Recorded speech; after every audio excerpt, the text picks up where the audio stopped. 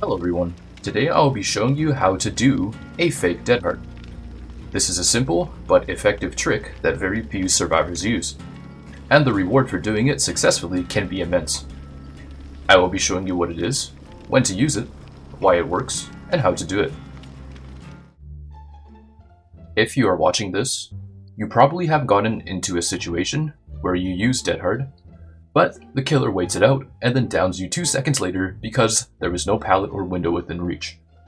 This situation is where a fake dead hard can give you enough distance from the killer to get to a pallet or window, either by using your dead hard afterwards, or not using it at all. One of 3 things will happen when you use this move. The first is that the killer quick swings and downs you, which is fine, because there is a good chance you would go down soon anyway. The second is the killer swings behind them, and of course misses. The third is they look behind, only to realize you are not there, and they lose distance because they have to take a brief moment to relocate where you are. Good killer players are the ones that wait out dead hards. It is against them where scenario 2 and 3 will almost always happen when you attempt to do a fake dead hard on them, which will help you last longer in chase. Performing a fake dead hard is quite simple.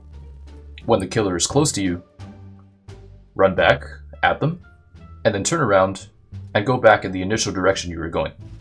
That's it. That's all you have to do.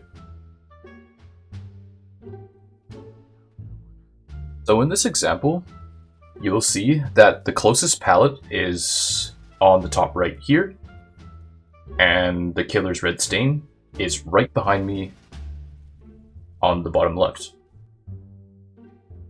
In this scenario, the average survivor will do one of 2 things. They will either dead hard right now, and the killer waits out the dead hard, and they go down before they even get close to the pallet.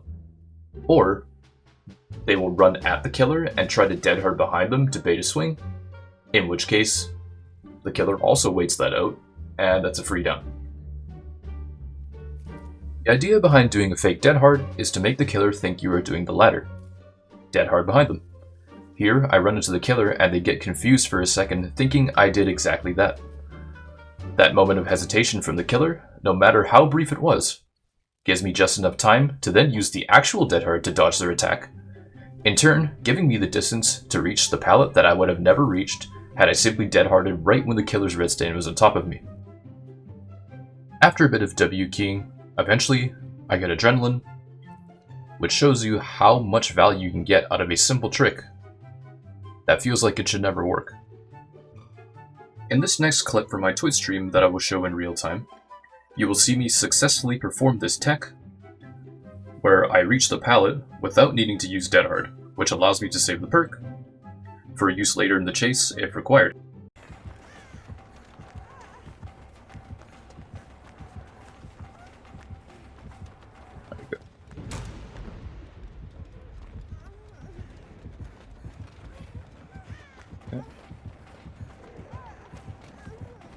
Oh shit, hold on.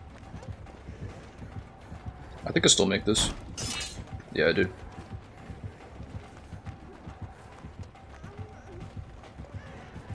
Triple bolt?